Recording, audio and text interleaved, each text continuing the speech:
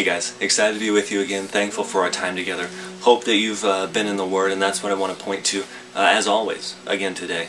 I want to dive into that with you and see how the Word compels us to do certain things and moves us into action and moves us into doing things we never conceived of doing.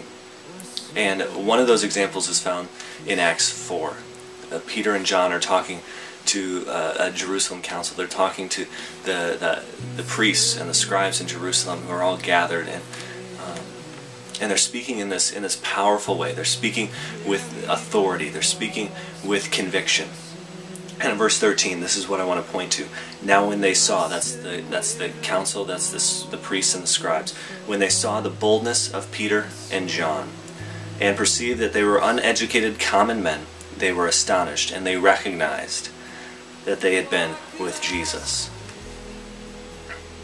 And so when you do the things that you do, when you say the things that you say, when you step out in faith in the ways that you step out in faith, are people able to recognize? Do they say, that guy has been with Jesus? What do they say? Because of your boldness and your conviction and the authority that Jesus has given you with which you speak, do they recognize that you've been with Jesus?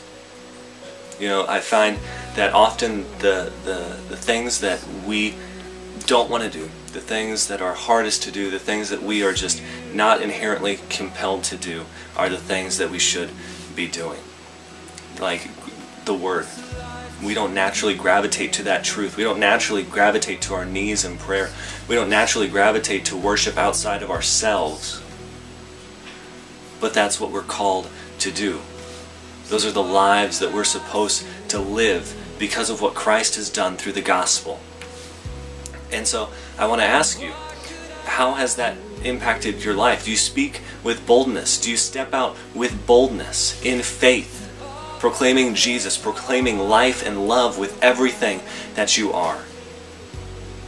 Peter and John had a witness, and it was because they stepped out in faith. It's because they stepped out with boldness, because they were convicted about this thing, because they had been with Jesus. They had seen what He'd done in their lives and around their lives and in the lives of people. And because of that, a conviction rose up in them. Because of that, they lived lives in response to that. Because they had seen, because they knew what the truth was. And so, do you know what the truth is? Have you seen Jesus work in your life and in the lives of people around you? Then step out in boldness. Confront the awkward with people. Step into that situation. Confront that awkwardness and step out in faith. Deal with conflicts with boldness and authority so that unity might be cultivated in the body of Christ. Think about those things. Think about what sort of boldness you need to enact because of the gospel. How you need to deny yourself. I'm sure it wasn't easy for Peter and John. I'm sure that didn't naturally rise up in them, but because of the convictions that they had, because of what they had seen and what they had experienced with Christ, they stepped out and they proclaimed this thing because they knew it to be true, they knew it to be right.